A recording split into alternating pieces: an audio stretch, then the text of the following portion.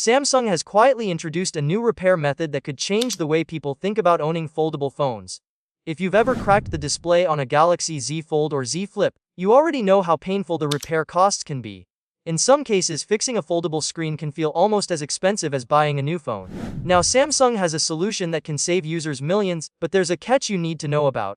This new repair method is currently only available in South Korea, Samsung's home country.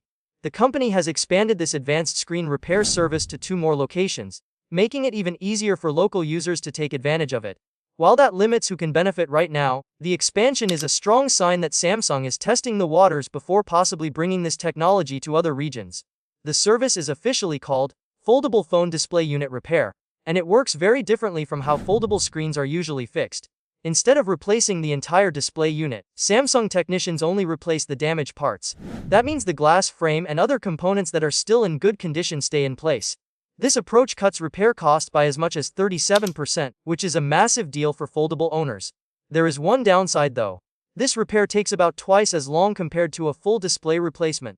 The process is more complex and requires skilled engineers and special equipment. For many users, however, waiting longer is a small price to pay when it means saving a lot of money. Samsung first introduced this method back in 2024, and since then, its use has increased 5 times. That alone shows how popular it has become. So far, customers in South Korea have saved around 8 billion Korean won, which is roughly $4 million US dollars. Right now, the service is available in 160 out of Samsung's 169 service centers in the country, which is impressive coverage. What makes this even more interesting is that Samsung is currently the only company offering single component repairs for foldable phones. No other brand in the industry is doing this at scale. Along with lowering costs, this method also supports Samsung's recycling efforts by reducing electronic waste.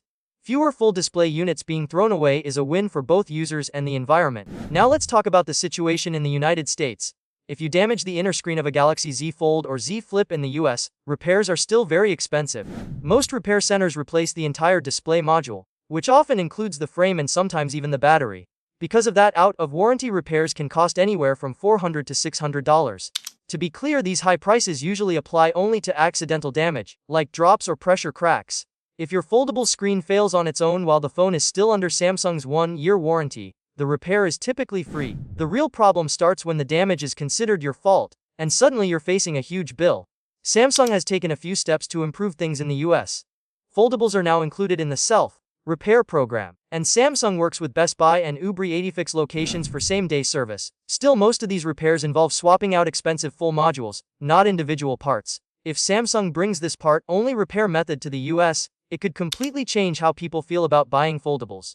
Right now, owning one can feel like a risky gamble. One drop and you're paying hundreds of dollars. Unfortunately, Samsung has not announced any plans to expand this repair method outside South Korea just yet. In my opinion, it's time for Samsung to end what feels like a foldable tax.